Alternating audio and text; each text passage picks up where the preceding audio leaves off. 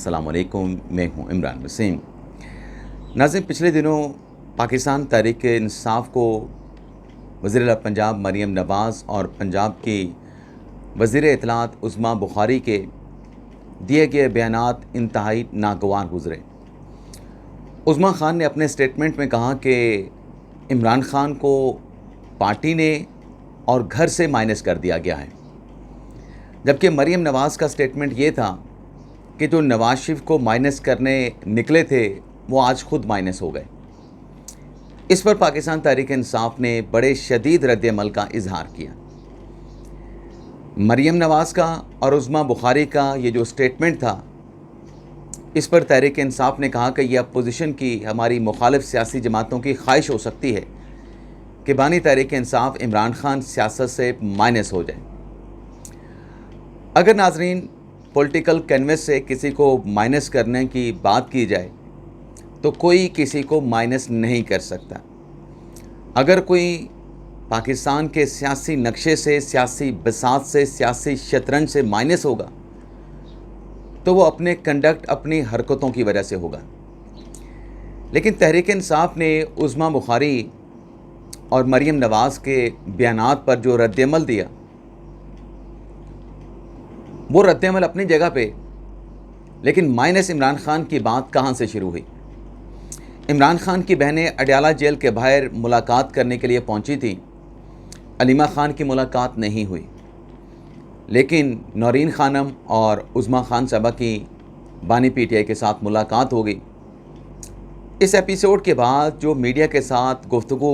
अलीमा खान साहबा ने की, उनसे एक साफ़ी ने सवाल पूछा था कि क्या इमरान खान माइनस हो गए हैं। तो अलीमा खान का जवाब ये था कि लग ऐसा रहा है कि इमरान खान माइनस हो गए हैं। अब ये जो माइनस इमरान खान की बात शुरू हुई, ये पाकिस्तान तहरीक-ए-इंसाफ के अंदर से शुरू हुई। इमरान खान की बहन अलीमा खान ने बात की और इस बात को दोबारा से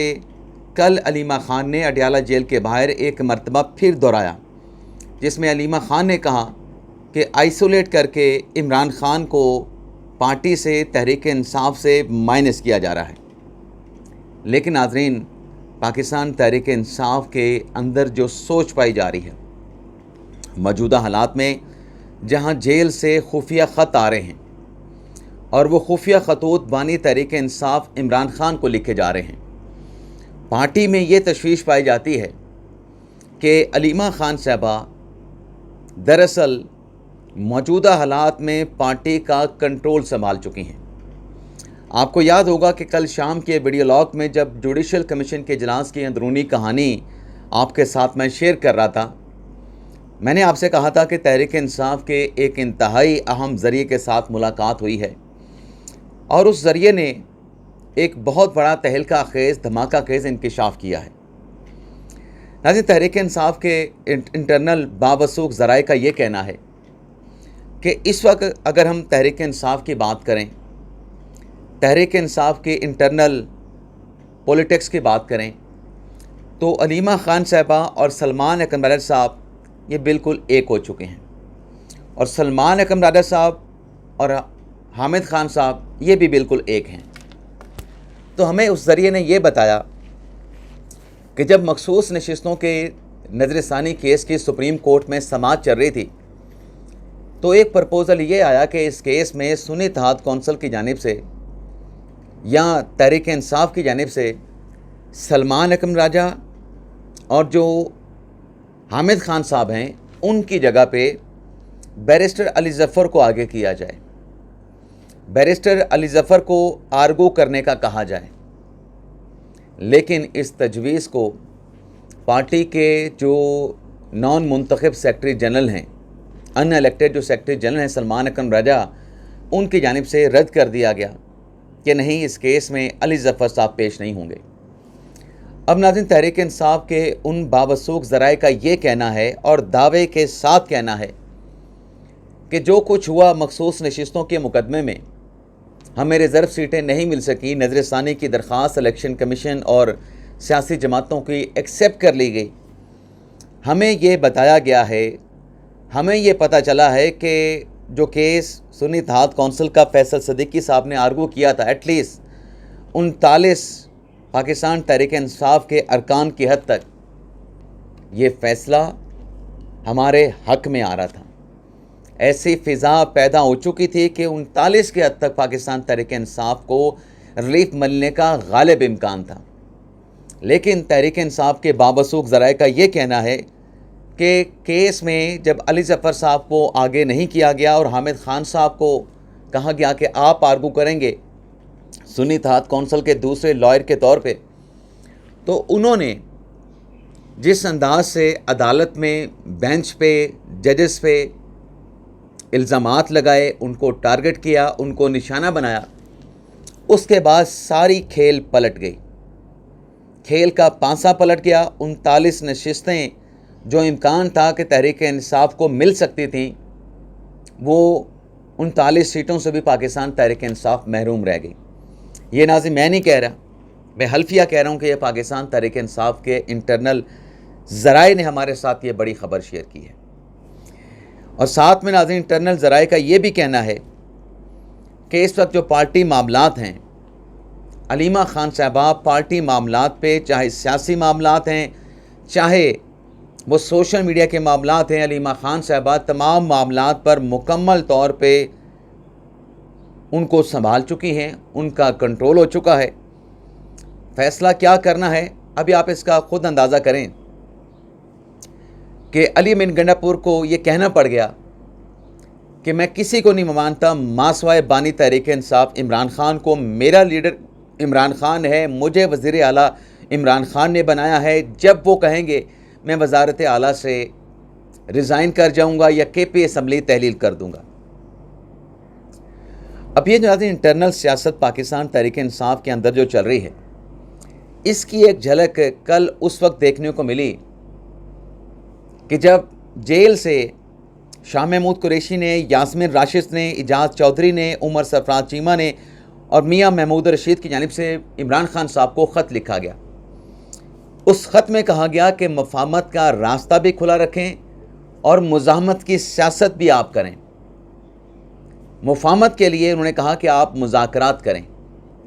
मुज़ाकरात सियासी भी करें और मुक़तदरा के साथ भी करें, और उस मुज़ाकरात के प्रोसेस में जो सियासी असीरान हैं, पार्टी के जो जेलों में कैद रहनुमा हैं, जो भी कमेटी हुकूमत के साथ मुज़ाकरात के लिए तश्कील देनी है, उसमें आप जेलों में कैद रहनुमाओं को भी शामिल करें। तो ना ये सारी चीज़ें जो चल रही हैं, उससे बज़ाहिर ऐसा लगता है कि जैसे पाकिस्तान तहरीक इंसाफ में एक लावा पकड़ा है और वो लावा किसी भी वक्त फट सकता है। एक बड़े तूफ़ान का पेश खैमा ये लावा जो है वो साबित हो सकता है, क्योंकि पार्टी का ये कहना है, पार्टी के इंटरनल ज़राए का ये दावा है कि जिस तरीके से इस वक्त पार्टी को चलाया जा रहा है, इमरान ख़ान की रिहाई की बात की जाती है, तो इमरान ख़ान की रिहाई के लिए एक इत्तेहाद होना चाहिए, एक सियासी बसीरत होनी चाहिए। ना इत्तेहाद नज़र आ रहा है, ना सियासी बसीरत नज़र आ रही है। सिर्फ दीवार के साथ टकरे मारने से इमरान ख़ान साहब की रिहाई मुमकिन नहीं हो पाएगी। अब आप देखें कि कल के वीडियो लॉग में जिस एक ख़बर का इम्कान का मैंने इजहार किया था कि कोई और शख्सियत बानी तहरीक इंसाफ इमरान ख़ान के साथ मुलाकात करने के लिए पहुंच सकती है, तो फैसल चौधरी साहब पहुंचे अडयाला जेल के बाहर, ताख़ीर से शायद पहुंचे थे और उनकी इमरान ख़ान के साथ मुलाकात नहीं हो सकी। फैसल चौधरी ने कहा कि मुझे तो इमरान ख़ान साहब की रिहाई का रास्ता नज़र आता है, बल्कि ढेर सारे रास्ते इमरान ख़ान की रिहाई के नज़र आते हैं, लेकिन उसके लिए सियासी लाहा अमल हमको अपनाना पड़ेगा। मफाहमत और मुज़ाहमत जो है, ये दोनों रास्ते हमें एक साथ लेके चलने पड़ेंगे। लेकिन फैसल चौधरी ने जो एक अहम बात की कि मैं वो शख्स हूँ जो मौसम, वक्त और हालात को देख के चलता हूँ, मौसम, वक्त और हालात को देख के फ़ैसला करता हूँ। अब नाज़िर पाकिस्तान तहरीक इंसाफ ने या इमरान ख़ान साहब ने जो फ़ैसला किया है, मुलाकात तो सिर्फ हमशीर गान की हुई है इमरान ख़ान के साथ। उसके बाद अलीमा ख़ान साहबा कहती हैं कि 10 मुहर्रम के बाद इमरान ख़ान ने मुज़ाहमती तहरीक के आगाज़ का ग्रीन सिग्नल दे दिया है, इजाज़त दे दी है। इन हालात में नाज़रीन, जब मुलाकात के लिए आप जद्दोजहद कर रहे हैं और इमरान खान के साथ मुलाकात नहीं हो पा रही है, तो क्या ये तहरीक, मुज़ाहमती जद्दोजहद, कोई लॉन्ग मार्च, कोई ऐसा एहतजाज जिससे इस्तेहकाम में कोई खलल आए, निज़ाम में कोई खलल आए, क्या उसकी इजाज़त मिलेगी? उसकी इजाज़त नाज़रीन नहीं मिलेगी। उसकी वजह एक तो पार्टी के इख्तिलाफ़ात,